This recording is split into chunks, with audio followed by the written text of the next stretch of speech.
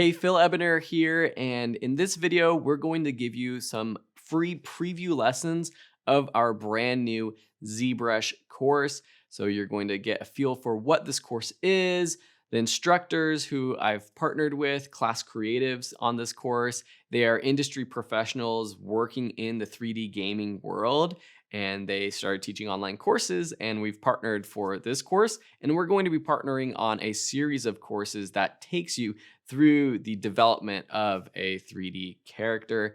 So with ZBrush, it's the best application out there for 3D sculpting. And this is the process that you do after you have an idea for a character or a prop or anything that is within a game. You have to sculpt it. And you do this digitally with ZBrush. After that, there's the process of actually making it move and building it out as a character that can actually be used in a game. But the very first thing you have to do is actually sculpt it in its digital form. So I'm going to pass it over to class creatives and several of our free lessons from the course. And as always, you can get the full course by clicking on the link down below. Cheers. Okay, so I want to go ahead and quickly talk about where you can go and get ZBrush if you're unfamiliar. I'm not going to show you the download and install process because I'd have to log into my personal account and I had to show you my personal computer files. But to go and find ZBrush, you need to go to pixellogic.com. Now, Pixellogic is the owner and the company that makes ZBrush and a couple other variations of that software. When you go to the site, you're presented with their homepage. And there's a lot of tools and resources for you on this homepage. You have the ZBrush Classroom, ZBrush Central, ZBrush Live, and Ask ZBrush, which are a ton of resources for you to dive deeper into specifics or one-off tools they have, or even the entire tool in and of itself. So if you need secondary teachings or secondary knowledge and places to go, the Pixellogic website is a great place for that. Again, I'm going to show you how I utilize ZBrush for a character-based workflow, as well as personal workflows within the tool, so you can learn how to customize it and get it to use it for characters for feature film or for AAA games, whatever path you choose to go down. This course would teach you that and show you productive workflow and how to get that done at a beginner level. So at pixellogic.com, you can go ahead and go to Get ZBrush. And when you go to Get ZBrush, there are several options for you to utilize and purchase ZBrush. Now, this is a disclaimer. ZBrush does cost money. It's a professional software in a professional industry, utilized for tons of films and games and ads that you can possibly see. Most characters, I'd say 90% of them, have ran through ZBrush. If not, there are other sculpting packages that other companies make, like Mudbox or whatever it may be. But ZBrush is used for 90% of the characters that you see on screen or monitor today. Now, there is a subscription model, which is $39 a month. And if you go to ZBrush 3D software, you can dive a little bit deeper into ZBrush 2020 if you're familiar with ZBrush at all, or if you have some previous knowledge of 4R8.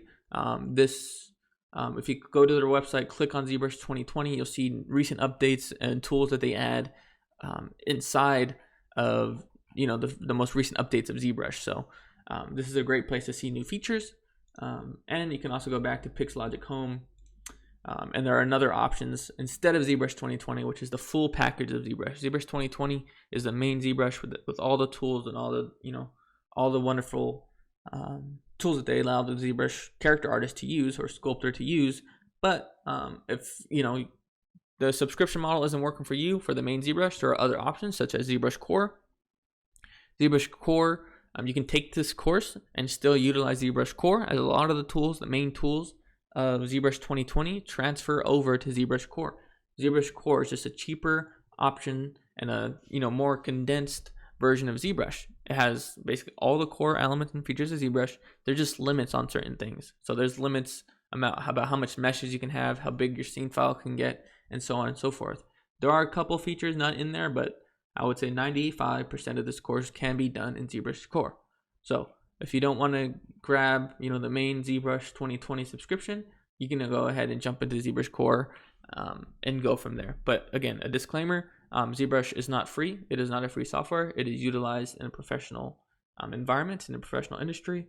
And so you will have to pay a subscription model or a one-time yearly fee for ZBrush. And again, those prices may change depending on when you're watching this video. So make sure to head over to pixelogic.com, make an account, get ZBrush, download it, install it, and we can go from there. Okay, so throughout this course, I will be utilizing an Intuos Pro tablet. Now, all the tablet allows me to do is utilize pressure sensitivity on a digital tablet. So it acts as my pencil and paper for my digital 3D sculpting software. The tablet that I'll be utilizing is the WACOM Intuos Pro. Now, if you go to wacom.com, or the website that's up currently now, you'll notice that I am at the WACOM Intuos Pro. And this is the tablet that I'll be utilizing. Now, some people do use mouses to sculpt in ZBrush in the 3D sculpting package, which is pretty incredible because the mouse that you're going to be using, if you're using a mouse in ZBrush, it will not utilize the pressure sensitivity. So you can't control how hard and how soft you press on the mouse, on the clay. So when you want some finite or very particular control and just subtlety on your sculpt, it can be very difficult to achieve with the mouse. However, it can be done. You're just going to be at an extremely disadvantage from everybody else that's utilizing a tablet. I wanted to go ahead and cover the tablet I'll be utilizing so I can show you guys how I set up my pen. I can show you guys, how I set up my right, left click, and middle mouse on my pen so that when we're using the ZBrush software and I'm talking about how to navigate and I'm saying, alt right click or alt or control left click, you guys know what buttons I'm pressing on my mouse or on my tablet pen. So first of all, I'm using the WACOM Intuos Pro. If you guys are unfamiliar with a tablet, you guys can find your tablet. Let's go ahead and go up to support on the website. Now, what the supports are going to allow me to do is to find my tablet drivers, and you're going to need the tablet drivers so that you can install and set up your pen functionality. So you can go ahead and go down here to drivers and manuals,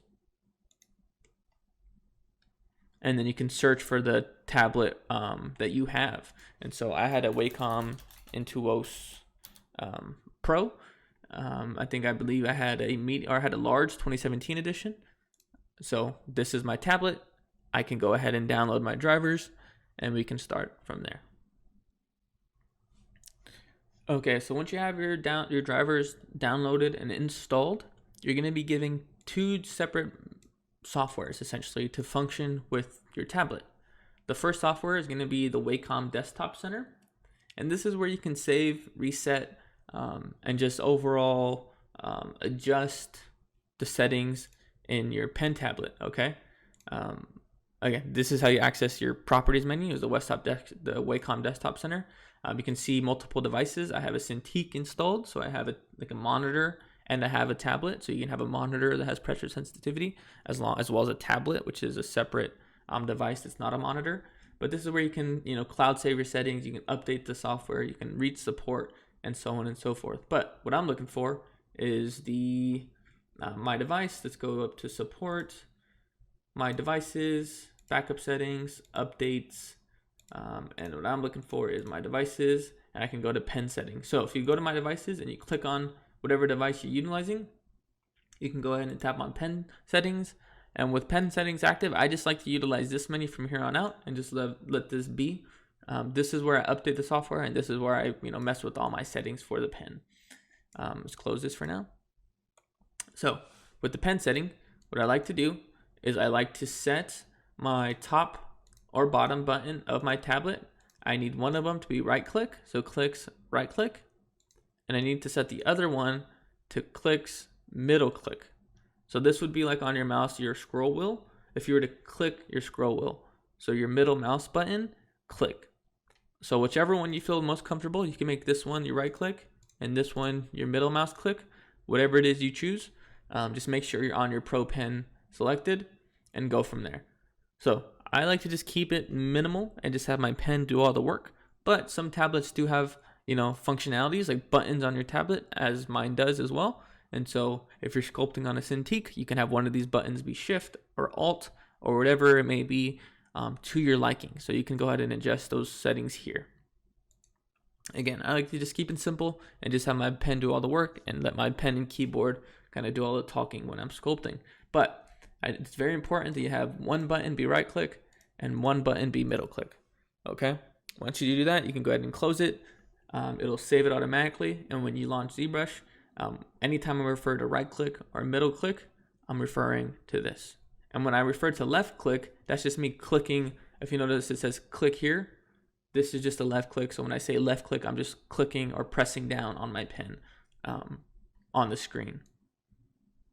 Awesome. So that covered, let's go ahead and dive deep into ZBrush and let's get it started. Okay, so to get started, we're going to quickly cover the startup user interface. Now, first things first, and one of the biggest complaints or biggest drawbacks that beginners face with ZBrush, in general, all versions of ZBrush, is the overwhelming UI, the user interface. There are so many buttons, there are so much menus and so much things to do, and so much things just right in your face, it becomes easily overwhelming. And it's understandable. There's so much things going on, so much tools, so much brushes, so much just junk kind of thrown right in your face. So throughout this course, we're going to make sense of it all. Hopefully throughout the course, you guys learn what each tool does, or the majority of the tools, understand what they do, what the top menu is, what the left side menu is, what the lightbox is, what the tool menu is. And throughout the course, we're going to learn, we're going to get a stronger understanding, and we're going to use the tools to our benefits to hopefully give you guys the best possible characters that you guys can make. So with that being said, I know the UI is daunting, but we're going to dive right in, and in the next lecture, we're going to cover the Lightbox and all of the kind of startup tools that they give us to help us along our journey. So let's get to it. Okay, to begin, we're going to cover the Lightbox. So the Lightbox is this section of the user interface. If you notice on the top left corner of the software, you'll notice a button that says Lightbox. If I click on it, left click on it, you'll notice that the Lightbox disappears. Now you can show it again by clicking on it, and you can hide by clicking on it. Okay, so the Lightbox essentially is a browser filled with content that ZBrush Pixelogic gives the artist to use. Now that can range from preset spheres or objects or characters or props in a scene for you to get a quick jump start on a project, or it can range from brushes to alphas to textures and materials. To your saved documents. If your file crashes, there's quick saves. There's a bunch of stuff that you can do within the Lightbox. There's noise. There's a lot of stuff going on here, but essentially it's a preset. The way that I use it or think about it, it's preset material that ZBrush gives to you. Okay. Now the hotkey to get rid of Lightbox is going to be the comma key. So if I hit comma, it'll go away. If I hit comma again, it appears.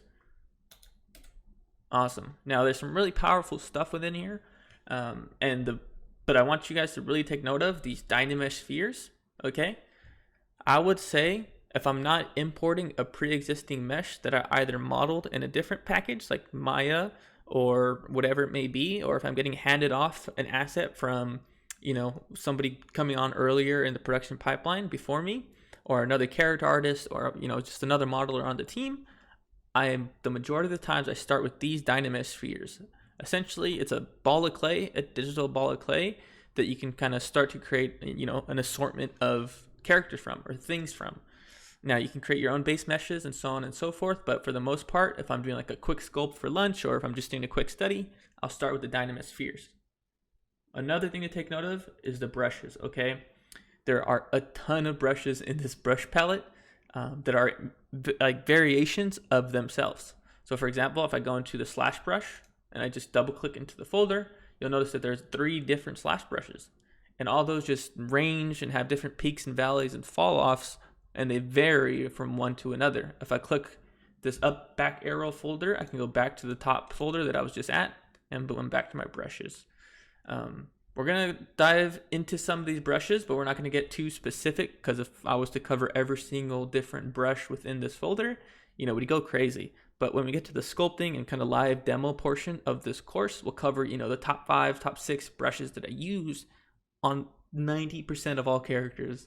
And so there are one-off brushes that you use, for specific tasks, but for the most part, there are a core set of brushes that we want to focus on when we get there. But one thing I wanted to quickly call out as well is not only the project portion here, because I can quickly launch a sphere. If you want to start from a dog, you can start with a dog based mesh, is the quick save. The quick save, basically, if your project crashes or something happens along the way, ZBrush constantly saves like every 30 minutes or so. Now you can adjust that, and sometimes people like completely get rid of the quick save because it saves massive files onto your hard drive sometimes. So if you're running out of hard drive space, it could be because ZBrush is saving the projects for you. But if a project crashes, so along the way, if throughout the course we're working on a live demo and the project crashes, boom, it should get saved in the quick save. But if not, there should be a 30-minute iteration in there somewhere for me to start from. But with that, we're gonna move on to the next lecture and go from there. So comma to get rid of it or show it up, or just quickly click on the Lightbox menu. All right, I'll see you in the next video. Okay, so let's dive into the viewport controls to teach you guys how to maneuver around the viewport. Okay, so as we need these tools, we'll cover them. So on the left side, the top menu, and the right side menu, we'll cover them as we go. But first and foremost, we need to learn how to move around in the 3D viewport. We need to understand what the 3D viewport is, and we just need to understand the basics of navigation. So to do that, let's open up your Lightbox if you haven't already. Let's just dive into this quick demo anime ahead, for example. Let's go ahead and double click that. And boom, it's going to go ahead and set up this pre-existing project for us to start from. Okay, so now what we got to do is if you left click, so that's left mouse click anywhere outside of the object. So if you notice, there's two different reticles on my mesh here. This head is going to be, I'm going to refer to it as a mesh, as geometry, as clay, whatever you want to call it. You can use all three of those terms or one of those terms. I'll probably be using them interchangeably. This mesh or geometry acts differently when I click on it than the surrounding viewport, the blank space on the canvas. So if I left click anywhere on the canvas, I could rotate around my head. And if you notice, it's correlating to the icon on the right. So this icon on the top right of my viewport is just telling me where the front, the back, the left, and the right is. The icon on the top left is a silhouette, so that when I'm designing or concepting or sculpting, I can look at my character silhouette and see if my shape play is working, if the overall forms are, working how I like. Now, why is this important? Because sometimes when you start with a sphere, for example, you want to know where the front is, and it's kind of hard to tell what the front of the object is if it's a sphere. So this just gives us, orientation in our 3D world. Now, if I control right mouse button and click and hold and drag, I can start to zoom in. Okay, so control right mouse button, click and drag, and I can start to zoom in and out. Pretty awesome. So left click to rotate, control right click and drag to move in and out. Now alt right click and drag will allow me to pan in a 3D space. Alt right click and hold and drag, and I can start to pan in a 3D space. Left click in the 3D viewport to rotate, control right click and drag to zoom in and out, alt right click and drag to pan.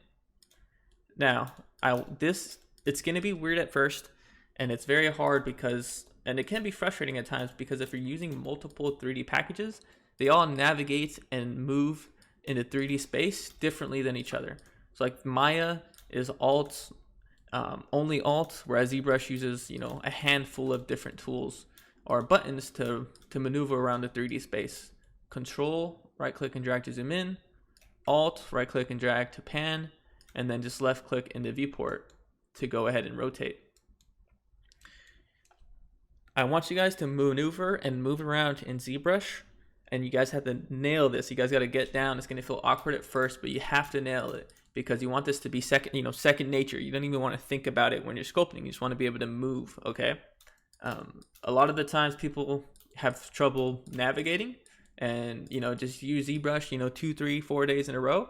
And hopefully by then you should be able to, start moving around second nature without even realize what you're doing, okay? Because we're going to be zooming in, control right clicking in pretty often, and then we're going to be zooming back out to take a look at it. And then, oh no, we need to sculpt the back of the ear, so we're going to go back here. So you guys gotta, hopefully get used to the ZBrush viewport second nature, so that, you're not even thinking. Your body is just kind of moving when you're sculpting, And if you can get to that place, that's a really good place to start. It's a really good place to be. Now, another quick tip in the viewport is if I'm clicking in the viewport and I hold shift, right, I can snap to certain angles. So if I want to just sculpt the front, I can shift, rotate around, and I can snap to the front. If I want to sculpt the top, I can move towards this top, hold shift, and then it snaps me to the top. Awesome. Another tool in the viewport that you want to take note of is perspective, okay? So say I go to the side, if I'm looking at my character on the side view, and I snap, if you notice there's this perspective distortion on my right side. These are my move tools, but in icons, okay? So if I turn off perspective, you'll notice that I get a flat plane here. If I turn it back on, you'll notice that I can see the perspective grid in perspective. So I can either look at it in an ortho view, right, where it's true top bottom, it's true left, and it's true front facing, or in perspective view, where I have, you know, my focal shift and camera coming into play. You can also hide the floor with this floor grid button, right? And without the floor, I can kind of still stay oriented with the icon on the top right of the viewport, and so on and so forth. So for the hotkey for the floor, if you hover over it, you notice it says Shift P. So if I hit Shift P, the floor will come. And the hotkey for perspective is P. So if I hit P on my keyboard, I have perspective. So in the live demo, you're gonna notice that I turn on and off perspective quite frequently, just so I can get, you know, different views of my model. Again, you can zoom in here if you'd rather use the viewport. That zooms in the dock. You can scroll, and so on and so forth. I would not use these because this will zoom in and zoom out of your document, which we'll go ahead and cover in a later video. We'll go ahead and separate the 3D viewport from the document and how to save that stuff, but we'll get to that. But for now, that should cover the viewport settings or the viewport navigation tools. Again, that's Control right click to zoom in and out, Alt right click to pan, and then just right click or left click to move around the viewport. And again, try to get this so that it's second nature, so that you don't even have to think about it. You're just kind of doing it so that once you get over the viewport hurdle, you can go ahead and dive into the, you know, the nitty gritty of sculpting, and, you know, you can worry about silhouette and shape play rather than how do I move around my object. So with that, let's go ahead and move on to the next video. Okay, so what we're going to cover now is I'm not going to call it a mistake, but it's something that can be really annoying during the process of sculpting, and it's something that I feel that you should learn this very early on, because, you know, a lot of students ask this, especially in, you know, live demos or live lectures. I see a lot of students struggling with this, and it can be annoying if you don't know what's happening. Okay, so say we're not going to start with a pre-existing Lightbox mesh. Say you have a base mesh in a production environment in a AAA studio or a film studio. Oftentimes there's a base human that they start with for characters that all the character modelers have to start with. Now, this is just their base human, because throughout the process of the film, they're going to be making hundreds of them, right? You have like 5 main characters, if that, and a ton of crowd work. And so what happens is you have your base human with the style of the film that it's going to be within. So what you do is you would import that base mesh and begin sculpting from that base mesh of the human that was generated for that said film or game. So for example, I went ahead and saved out this demo anime head as a separate object. And what I want to do is import that object so I can begin sculpting on it, okay, without using the Lightbox. So if I hit comma to get rid of my Lightbox, or just hit Lightbox, you'll notice that I have my canvas here. And just a little bit more sucked in. We have this gray space here. We'll go ahead and cover exactly how to fix some of this stuff in the coming videos. But for now, let's go ahead and import our object. So to do so, we're going to go on the right-hand side, which is our tool menu. Okay, we can load a tool, we can save a tool, we can import different meshes. But all the tool is there objects within our scene, within our main project that we can kind of sculpt from. So say you have a head as one tool, I can start to sculpt a hat as a different tool. And so on and so forth. And then I can finally eventually combine those tools into one subtool, is what it's referred to as. But to access this menu here, if you guys aren't seeing this, you can go ahead on the top menu here, and this tool is essentially the same menu that's docked on your UI. So what we're going to go ahead and do is just go to import, and I'm going to go ahead and navigate to my, anime head that it is exported. I have it saved out as an OBJ, ZBrush example geo. I'm going to go ahead and hit open, and boom. So you're going to notice that I have a lot more menus here, okay? This means this is a good sign. These are a bunch of menus for you to go ahead and begin sculpting. We'll dive deeper into these as we go. Like I said, don't get overwhelmed. We'll cover it all. But for now, we're going to go ahead and do is click and drag our head in. All right, you'll notice that it comes in with a red wax material. And boom. So what often happens is that students will just keep clicking. Not even students, professionals, right? You can just keep clicking these, and I'm just like, oh no, I want to start sculpting, but this head is, keeps getting duplicated all over my canvas. So to get rid of that, we can do is hit T or go to edit objects. So when I click on edit, boom, it'll start to allow me to rotate, and I can click and move as I previously would in my old scene. But now I got a bunch of floating heads and duplicated objects in my viewport. So to get rid of that, you can hit Control N as in new or Nissan, Control N, and it gets rid of those objects. So now I got my head in the scene with a different material, red wax material, but nonetheless, we got my head in the scene. Awesome. So if I hit T again, right, it's going to tell me to actively in my 3D mode, which means I can move around, but I'd like to switch to my 2.5D mode, is what they call it. So if I hit switch, right, I can continue to draw out different tools. If I hit T again, right, now I'm back to my sculpting mode, and hit Control N to clear the canvas. Awesome. So why would this matter? Why would I need to know how to do that? Because if I'm switching from tool to tool, sometimes you'll get a head stuck, right, kind of here, and it can kind of just happen that way. And you also need to know this because if I save out a Z tool, so along the way, so I'm sculpting a head and I make, some massive adjustments, and I save out a Z tool, I want to make sure I can either import that Z tool or, load the Z tool. And when you load the Z tool, you have to make sure to do this. You got to, click and drag, hit T, and then start moving. And if there's another floating head, Control N to get rid of it. Awesome. So with that covered, we're going to go ahead and move on to the next lecture, which is going to be understanding the canvas and exactly how our viewport acts. So let's go ahead and get to it.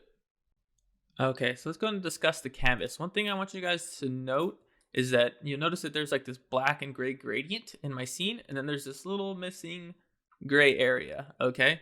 This main square here is part of my canvas, okay? But ZBrush has given me a less than desirable sculpting portion of the window. Like, why am I not able to sculpt on this left side? I want to be able to sculpt. I want to utilize the majority of my scene. Why is it not letting me? That's just because this is the default canvas. Everybody has a different size monitor, right? Some people have 27-inch monitors, 24-inch monitors. Some people have a 27-inch with a 4K, resolution. And so the canvas just allows you to adjust that to your monitor size, to your monitor's ratio, okay?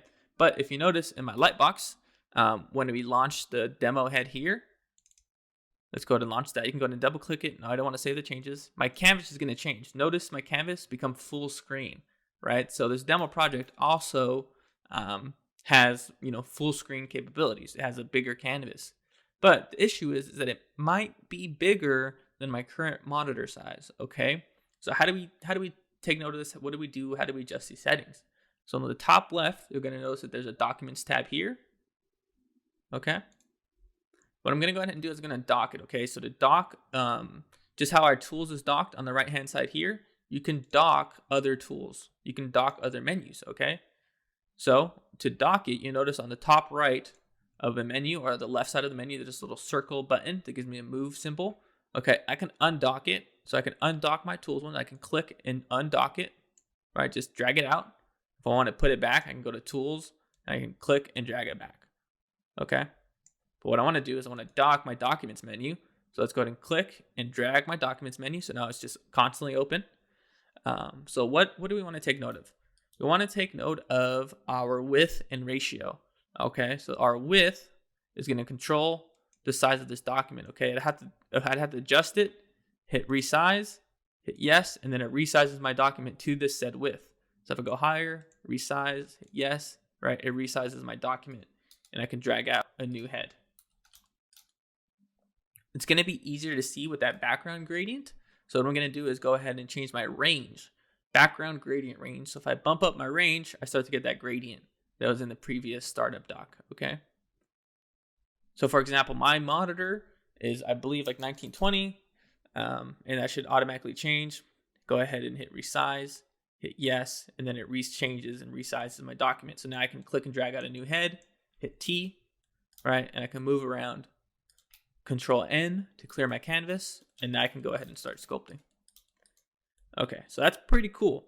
But what you can also do is come up to this auto fit window size. Now, this auto fit window size is probably the best way to do this because it will automatically fit whatever your monitor size is. So although I put 1920 by 1198, that might not be 100% accurate. And if you notice, it's not going all the way to the border. So the best way to get your document size where you want it is to just hit W size, auto fit window size. So when you hit W size, it auto fits my window size, which is great. So if I go lower, hit resize here, hit yes, and then I go ahead and hit W size, new document, hit no, boom. It kind of auto fills this document for me. One thing you want to watch out, so if you notice it's at 1479, one thing you want to watch out for is having too big of a document size. Because the document size, if it's too big, the higher the resolution, the higher the document size, the more information the computer needs to read because there's more resolution on your screen because it's still registering the document outside of what you can see. So you don't want to go too high because if your computer starts to chug, this might be why. So if say you're sculpting along in ZBrush and your computer is having a hard time, it's lagging, you're skipping frames, whatever it may be, it might be because you have too big of a document size. So go ahead and lower your document size. Again, I just auto fit it, new document. I don't want to save my document settings, and boom, I'm good to go.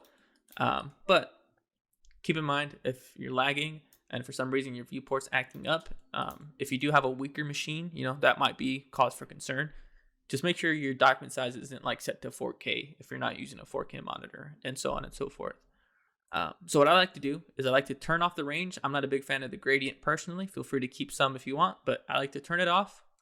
I'm going to clear my canvas, so I'm going to hit T, switch, hit Control N, boom. So I don't want nothing in my canvas, okay?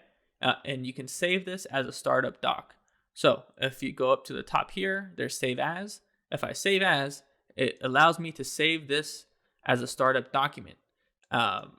And so I would go ahead and suggest you do that so that every time you start up ZBrush, it saves this blank screen and you don't start with that small window. So with that covers the document and how it's used and how to, again, say like the scroll like moves the document size out of bounds. So now when I try to sculpt, right, I don't have this kind of sculpting capability.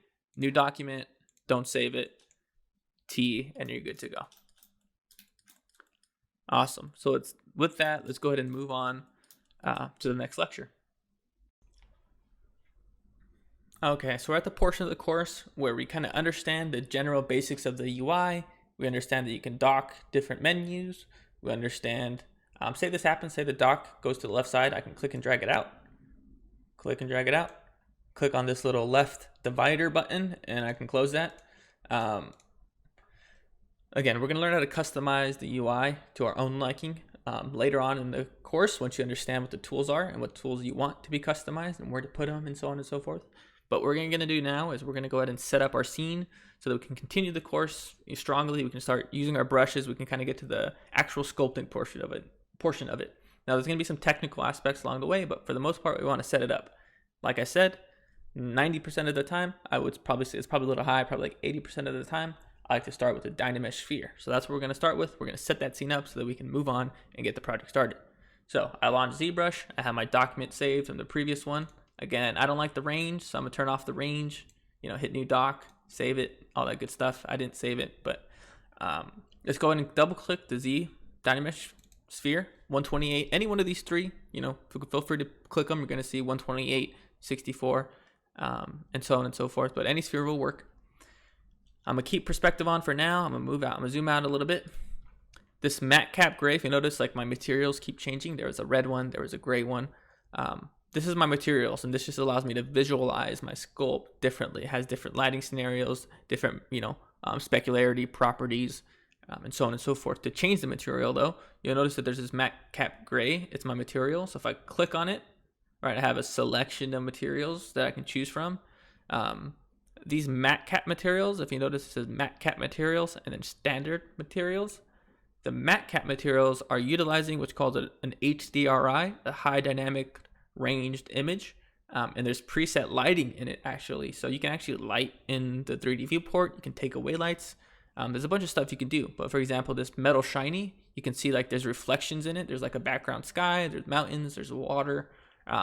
Essentially, it's using this HDRI, this image, to light the sphere, which is pretty interesting because you can start to visualize, metal or plastic or, whatever it may be.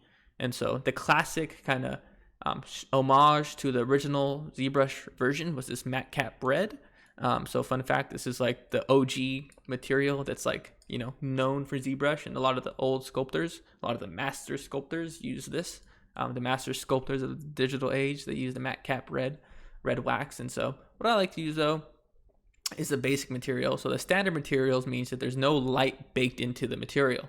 So if I start to, render this object out, or if I want to, visualize lighting in my scene, if I adjust the lighting settings in my ZBrush viewport, this material will, adapt to those lighting settings. Whereas this one is already baked in.